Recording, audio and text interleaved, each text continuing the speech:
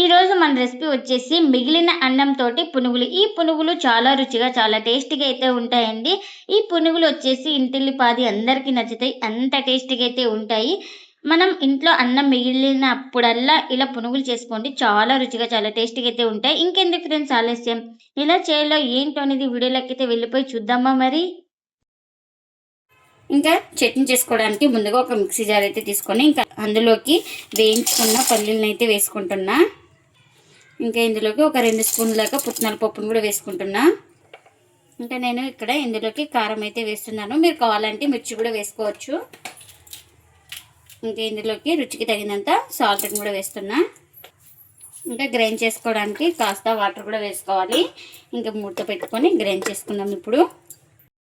ఇంకా గ్రైండ్ చేసుకున్న తర్వాత ఒక బౌల్ తీసుకొని ఇంకా అందులోకి అయితే చట్నీ అయితే వేసుకుంటున్నా. ఇంకా ఇందులోకి పోపు కూడా పెట్టుకున్నాను. ఆ పోపును కూడా వేస్తున్నా. ఇంకా మనకు చట్నీ అయితే రెడీ అయిపోయింది. ఇంకా ముందుగా ఒక మిక్సీ జార్ అయితే తీసుకొని అందులోకి మన రైస్ అయితే వేసుకోవాలి, అదే అన్నం అయితే వేసుకోవాలి. నేను ఇక్కడ 2 కప్పుల అన్నం అయితే తీసుకున్నా. నేను ఇక్కడ మిగిలిన అన్నం అయితే తీసుకున్నాను. మీరు కావాలంటే ఫ్రెష్గా వండింది కూడా వేసుకోవచ్చు. ఇప్పుడు ఇందులోకి కాస్త గ్రైండ్ అవ్వడానికి వాటర్ అయితే వేసుకుంటున్నా. ఇంకా ఈ వాటర్ కూడా వేసుకొని ఇంకా మూత అయితే పెట్టుకొని స్మూత్గా గ్రైండ్ చేసుకోవాలి. ఇంకా ఇలా స్మూత్గా గ్రైండ్ చేసుకున్న దాన్ని ఒక మిక్సింగ్ బౌల్ అయితే తీసుకోవాలి. ఇలా స్మూత్గా గ్రైండ్ చేసుకోవాలి. ఇంకా ఇప్పుడు దీన్ని పక్కన పెట్టుకుందాం. ఇంకా ఇప్పుడు ఇదే జార్లకి ఒక ఆలు అయితే తీసుకొని ఇలా చిన్నగా కట్ చేసుకున్నాను. పైన పిలప్ అయితే చేసుకొని ఇంకా ఇక్కడ నేను పచ్చి ఆలునే తీసుకున్నాను. ఇంకా గ్రైండ్ చేసుకోవడానికి కాస్త వాటర్ అయితే వేసుకోవాలి. ఇంకా మనం ఇది కూడా స్మూత్గా గ్రైండ్ చేసుకోవాలి మూత పెట్టుకొని. ఇంకా ఇలా గ్రైండ్ చేసిన దాన్ని ఇంకా ఆలు పేస్ట్ కూడా ఇందులోకి అయితే వేస్తున్నాను. ఇంకా నేను ఇక్కడ చేతితో బాగా కలిపేస్తున్నాను.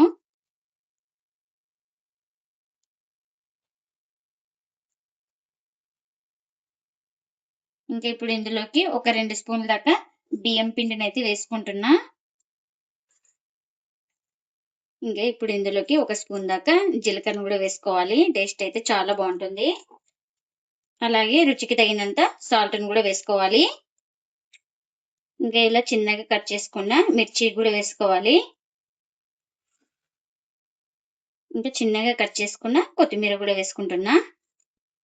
ఇంకా ఇవన్నీ బాగా కలిసిపోయేలాగా బాగా కలుపుకోవాలి.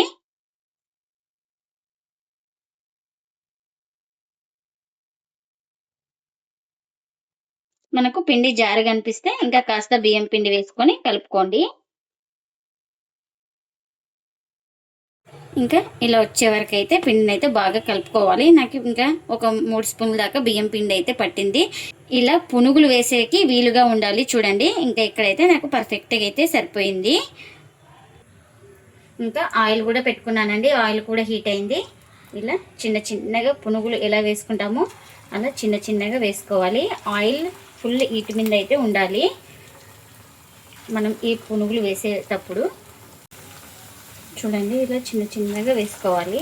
పునుగులు మనకు అప్పుడే చాలా టేస్టీగా ఉంటుంది. అవి లావుగా వేస్తే మనం ఇంకా బోండాలాగా అయిపోతాయి.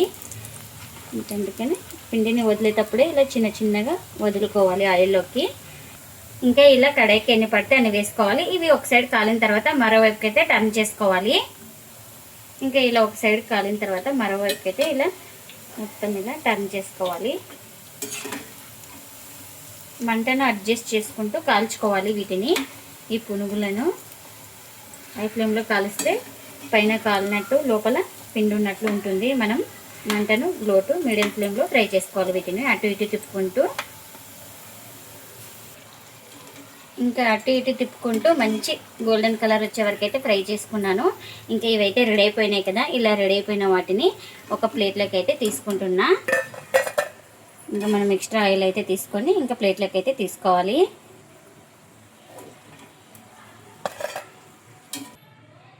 ఇంకా మిగిలిన పిండిని కూడా సేమ్ ఇలాగే వేసుకోవాలి.